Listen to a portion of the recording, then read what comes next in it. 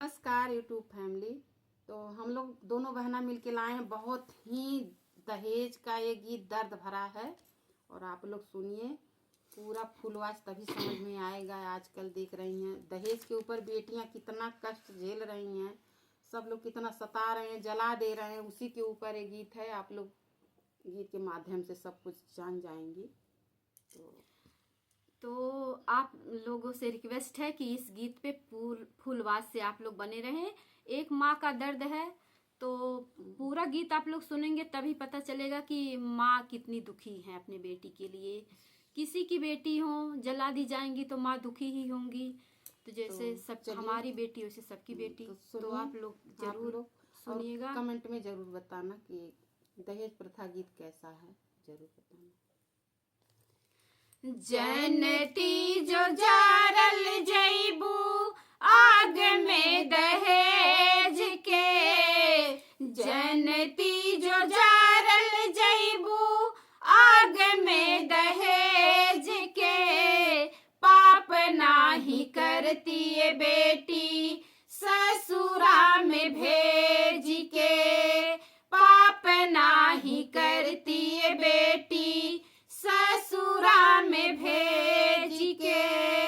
जनती जो जारल जईबू आग में दहेज के, जनती जो जारल जईबू आग में दहेज के, पाप नाही करती ये बेटी ससुरा में भेज के, पाप नाही करती ये बेटी ससुरा में भेज के।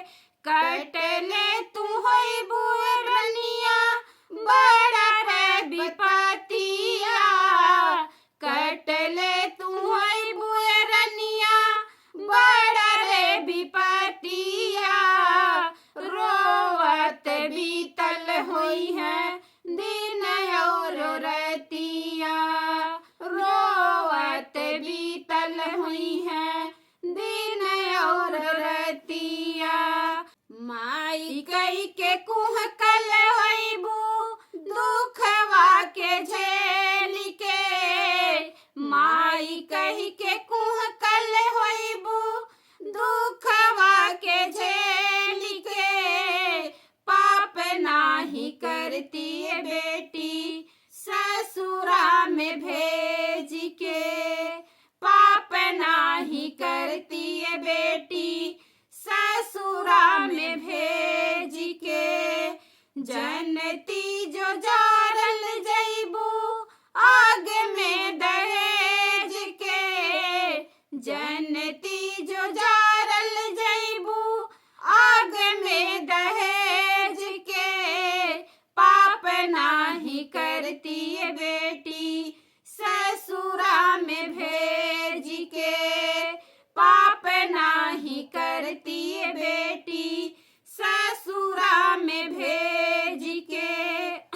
का कहिए बेटी अपने नसीब के, का कहिए बेटी अपने नसीब के, बेटी होई के काहे अइलू घर में गरीब के, बेटी होई के काहे अइलू घर में गरीब के। जियते मुआई दिहलू, जियते मुआई दिहलू हमरा के छोड़ के, जियते मुआई दिहलू हमरा के छोड़ के, पाप नाही करती ये बेटी ससुरा में भेज के, पाप नाही करती ये बेटी ससुरा में भेज के। जनती जो जारल जईबू आग में दहेज के, जनती जो जारल जईबू आग में दहेज के, पाप नाही करती ये बेटी ससुरा में जा भेज के पाप नाही करती ये बेटी ससुरा में भेज के। करती बियाह नहीं रखती कुंवारी, करती बियाह नहीं रखती कुंवारी। सुन लेती सही लेती लोगवन के गारी, सुन लेती सही लेती लोगवन के गारी।